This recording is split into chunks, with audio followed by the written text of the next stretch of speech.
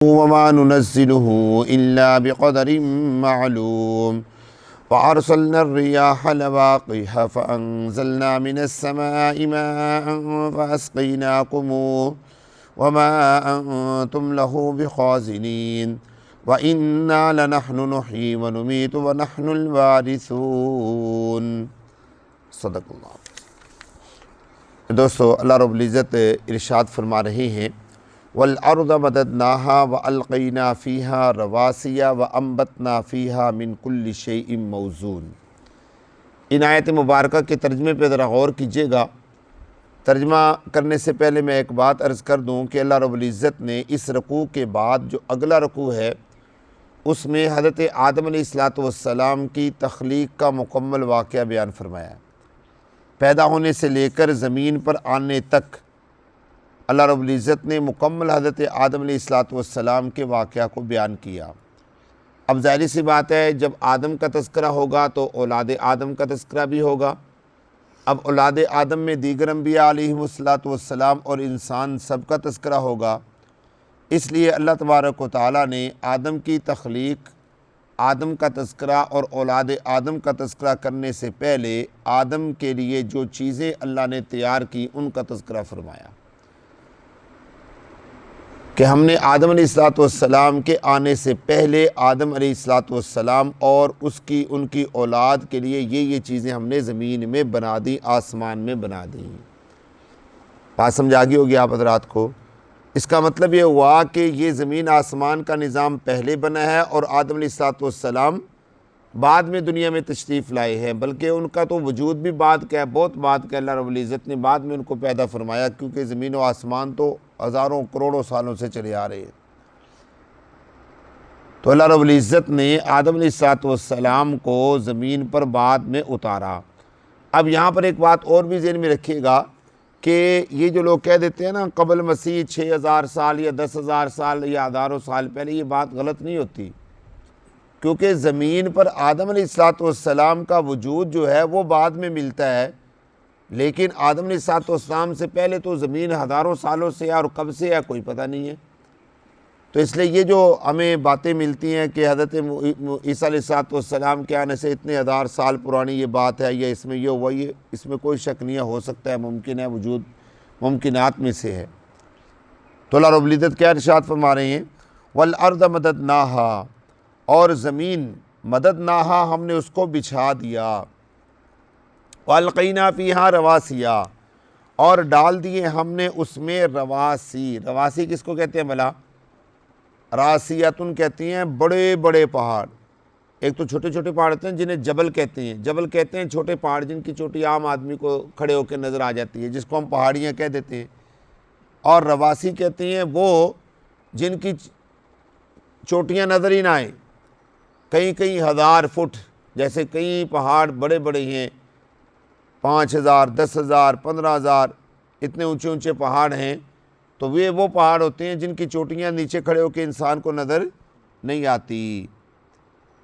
تو رواسی سے مراد وہ پہاڑ ہیں، اللہ فرماتے ہیں، اور ڈال دیے ہم نے اس زمین کے اندر بڑے بڑے پہاڑ، وَأَنبَتْنَا فِيهَا، اور اگایا ہم نے اس میں من کل شین ہر چیز کو موزون ایک اندازے کے ساتھ، موزون ایک اندازے کے ساتھ۔ کیا مطلب ہے اس کا؟ کہ زمین پر جتنی انسانوں کی ضرورت ہے اللہ رب العزت نے اتنا ہی زمین سے چیزوں کو پیدا فرمایا۔ ایسا ہو ہی نہیں سکتا کہ اللہ تبارک و تعالیٰ زیادہ پیدا کر دے اور انسانوں کی ضرورت کم ہو، یا انسانوں کی ضرورت زیادہ اور پیداوار کیا ہو کم ہو۔ باقی یہ مسئلہ کہ مصنوعی پیداوار میں قلت اور زیادتی کرنا یہ انسانوں کا فعل ہے، اللہ تبارک و تعالیٰ کی ذات کی طرف سے اس کا کوئی کنیکشن نہیں ہے۔ اللہ تبارک و تعالیٰ اپنے بندوں کو ایک اندازے کے ساتھ کیا کرتے ہیں؟ رزق عطا کرتے ہیں۔ کئی مرتبہ یہ سوال ملتا ہے کہ جی یہ آبادیاں بڑھتی جا رہی ہیں بڑھتی جا رہی ہیں بڑھتی جا رہی ہیں، تو ایک وقت تو آئے گا کہ آبادی پوری زمین کے اوپر ہو جائے گی، پھر کیا کریں گے؟ پھر اناج کہاں سے کھائیں گے؟ اللہ رب العزت نے قرآن پاک میں واضح طور پہ ارشاد فرما دیا کہ زمین اپنی پیداوار اتنی نکالے گی کہ لوگ پیداوار لے کر پھریں گے کہ یار لے لو، کوئی لینے والا نہیں ہوگا۔ اب آپ دیکھیں جو انسانی آبادی ترقی کرتی جا رہی ہے، اسی طریقے سے زراعت بھی ترقی کرتی جا رہی ہے۔ پہلے چیزیں بہت کم ملا کرتی تھی، اب کتنی کثرت کے ساتھ ملتی ہیں، چاہے وہ کھاد کی ہیں، چاہے وہ دوائیوں سے ہیں، چاہے وہ کچھ سے بھی ہیں، لیکن بڑھتی تو جا رہی ہیں۔ بات نہیں سمجھے؟ کثرت کے ساتھ بڑھتی جا رہی ہیں۔ اور کوئی بھی چیز آپ دیکھ لیجئے جو پچھلے 10 سالوں میں تھوڑی تھی، کبھی تو انسان کو میسر بھی نہیں آتی تھی، اب اتنی زیادہ ہو گئی ہے کہ وافر مقدار میں کہ انسان دیکھے تو رلتی پھر رہی ہے۔ بات نہیں سمجھے؟ تو اللہ رب العزت نے ہر چیز کو ایک اندازے کے ساتھ زمین کے اندر کیا کر دیا، جب بھی انسان کو ضرورت ہوتی ہے اللہ تبارک و تعالیٰ عطا فرما دیتے ہیں۔ وَجَعَلْنَا فِيهَا مَعَایِشَ، اور بنا دیا ہم نے تمہارے لیے اس زمین میں معایش۔ معایش کہتے ہیں اصل میں معیشت کو حاصل کرنے کے اسباب، رزق کو حاصل کرنے کے اسباب۔ پچھلی آیت میں اللہ رب العزت نے جو بیان فرمایا تھا وہ کیا تھا؟ ہر چیز کو ہم نے پیدا کیا، اگایا ایک اندازے کے ساتھ۔ اس میں اللہ نے یہ ذکر نہیں فرمایا کہ ہم نے وہ تمہیں عطا بھی کی، ہم نے وہ تمہیں کیا کی؟ عطا بھی کی۔ اللہ نے پیدا کرنے کا تذکرہ کر دیا کہ ہم نے پیدا کر دی۔ آگے اللہ رب العزت فرماتے ہیں کہ یہ جتنی بھی چیزیں ہیں ہم نے تمہارے لیے معایش کے طور پہ، معیشت کے طور پہ پیدا کی ہیں، یہ تمہارے لیے ہیں، تم ان کو استعمال کرو۔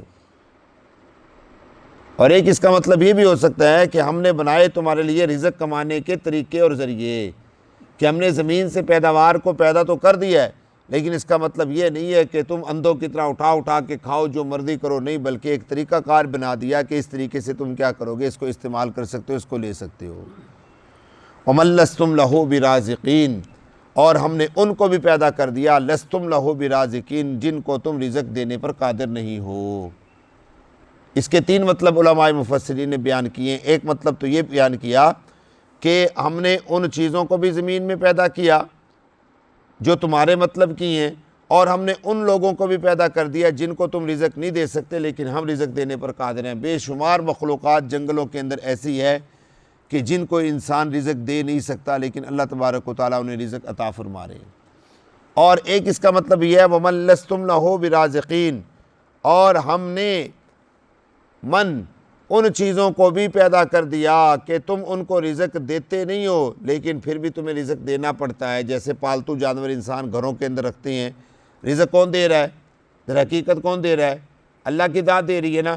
تم نہیں دے سکتے ان کو رزق، لیکن تمہیں دینا پڑتا ہے کہ ہم نے تمہارے لیے ان کو پیدا کر دیا، اسباب بنا دیا اور رزق عطا کر دیا۔ اور ایک اس کا مطلب بڑا عام سادہ فہم سا اللہ تبارک و تعالیٰ نے بیان کیا کہ ہم نے یہ تمام چیزیں تمہارے لیے معیشت کے طور پہ پیدا کر دی ہیں، تم ہو کہ تم تو رزق دینے پر قادر نہیں ہو، یعنی کہ ہم دیتے ہیں رزق، تم تو نہیں دیتے نا رزق۔ اللہ رب العزت فرماتے ہیں ہم عطا کرتے ہیں۔ اور ایک جو میرے ذہن میں اس کا مطلب آیا، اللہ تبارک و تعالیٰ فرما رہے ہیں کہ اگر یہ تمہارے پاس ہوتا تو تم تو کبھی نہ کسی کو دیتے، کیونکہ آگے اللہ تبارک و تعالیٰ نے اس کا تذکرہ فرمایا۔ اگلی آیت کے ساتھ اگر اس کا تعلق جوڑا جائے، کو نسبت کی جائے، تو پھر اس کا مطلب یہ آخری والا بنتا ہے کہ تم ہوتے تو تم رزق نہ دیتے، رزق تو کیا کیا ہم نے تمہیں عطا کیا۔ کیسے بھلا؟ اللہ فرماتے ہیں وَإِن مِّن شَيْءٍ إِلَّا عِندَنَا خَزَائِنُهُ، کیونکہ ہر چیز کے خزانے کس کے پاس ہیں؟ ہمارے پاس ہیں، تمہارے پاس رزق کے خزانے نہیں ہیں۔ وَإِن مِّن شَيْءٍ، اور نہیں ہے کوئی چیز، إِلَّا عِندَنَا، مگر ہمارے پاس خزائنُهُ، اس کے خزانے ہیں۔ وَمَا نُنَزِّلُهُ، اور نہیں اتارتے ہم اس کو، إِلَّا بِقَدْرٍ معلوم، مگر ایک متعین مقدار کے ساتھ، معلوم مقدار کے ساتھ۔ یہ بھی نہیں ہے کہ ہم اس کو بھی بے شمار یعنی پھینک دیں، نہیں۔ اگر ایسے ہوتا تو لوگ تو قبضے کر کے لوگ مالک بن جاتے، غریبوں کو غریب کر دیتے، امیروں کو امیر۔ اللہ نے رزق تقسیم کر دیا، کسی کا رزق کسی کے بس میں نہیں ہے، اور نہ ہی کوئی کسی سے رزق چھین سکتا ہے، نہ ہی کوئی کسی کو دینے پر قادر ہے۔ یہ اللہ کی عطا اور اللہ کے فضل اور اللہ کے حکم سے ہوتا ہے۔ اللہ جس کو چاہتے ہیں اس کے دل میں ڈالتے ہیں، وہ کسی کو دے دیتا ہے، اگر نہ ڈالیں تو کوئی بھی لینے والا نہیں ہے۔ اور اللہ نے غریبوں کو غریبوں والا رزق عطا کیا، یہ بھی اللہ کی ایک تقسیم ہے۔ امیروں کو امیروں والا رزق عطا کیا، یہ بھی اللہ کا تقسیم ہے۔ ساری زندگی غریب رہ کر انسان امیری کا سوچتا رہے، امیر نہیں ہو سکتا جب تک اللہ کا حکم نہ ہو، اور ساری زندگی امیر بن کے انسان کہے کہ میں تو بھئی امیر ہی رہوں گا، میں کبھی غریب نہیں ہو سکتا، یہ نہیں ہو سکتا۔ اللہ جب چاہتے ہیں، جس کو چاہتے ہیں، جس طرح چاہتے ہیں، غربت اور افلاس کے اندر دھکیل دیتے ہیں۔ وَإِن مِّن شَيْءٍ إِلَّا عِندَنَا خَزَائِنُهُ، اور ہر چیز کے خزانے کس کے پاس ہیں؟ ہمارے پاس ہیں۔ ہاں، ہم نے یہ خزانے تمہیں دیے کیسے ہیں؟ ذرا دو آیتیں ہیں بڑی پیاری، اور اللہ رب العزت نے کیا فرمایا؟ وَأَرْسَلْنَا الرِّيَاحَ، اور بھیجا ہم نے ہواؤں کو، اور بھیجا ہم نے کس کو؟ ہواؤں کو۔ اچھا، بار بار اللہ فرماتے ہیں زمین اور آسمان کے یہ جو نظام ہے، یہ سارے کا سارا آسمان کا، بارش کا، ہواؤں کا یہ نظام ہے جو انسان کے رزق کا ذریعہ بنتا ہے۔ جو کیا بنتا ہے؟ انسان کے رزق کا ذریعہ بنتا ہے۔ وَأَرْسَلْنَا الرِّيَاحَ، اور بھیجا ہم نے ہواؤں کو، لَوَاقِحَ، لواقع کس کو کہتے ہیں پتہ ہے؟ لواقعہ کا اصل معنی کہ آپ نے کہیں نہ کہیں پڑھا ہوگا اس کا ترجمہ۔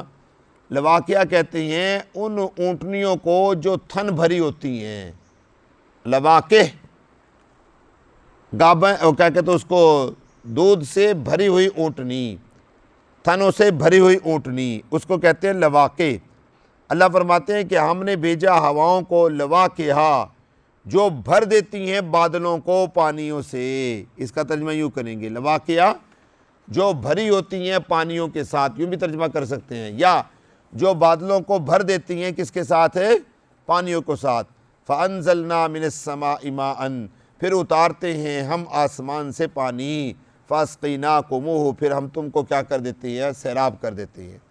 وَمَا أَنْتُمْ لَهُ بِخَازِنِينَ، لیکن ایک بات یہ ہے کہ ہم جتنا مرضی پانی اتار دیں تم اس کو ذخیرہ نہیں کر سکتے، تم اس کو جمع نہیں کر سکتے۔ اور آپ دیکھ لیں کہ جتنی بارشیں اترتی ہیں، کتنی بارشیں اترتی ہیں، جتنا کھیتوں میں ضرورت ہوتی ہے کھیت والا استعمال کر لیتا ہے، کہیں کھیت کے ساتھ اس نے اپنے تالاب نہیں بنائے ہوئے کہ یار بارش آئے گی تو میں اس کو جمع کر لوں گا۔ اور یہ ساون بدرو کے موسم میں تو مسلسل بارشیں ہوتی ہیں، لیکن کہیں بھی یہ ذخیرہ نہیں ہوتا، پانی سارے کا سارا دریاؤں میں کیا ہو جاتا ہے؟ سمندروں میں چلا جاتا ہے۔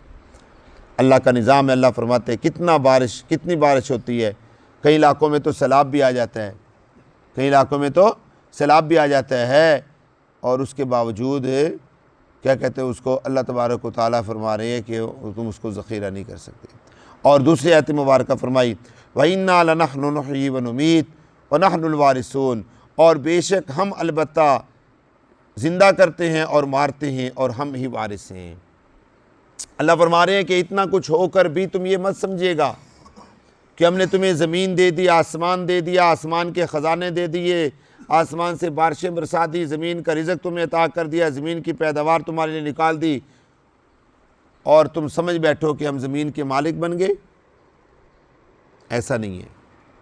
نحن الوارثون، ہم تمہیں زندہ کرتے ہیں، ہم تمہیں مارتے ہیں، اور ہم ہی کیا ہیں؟ وارث ہیں۔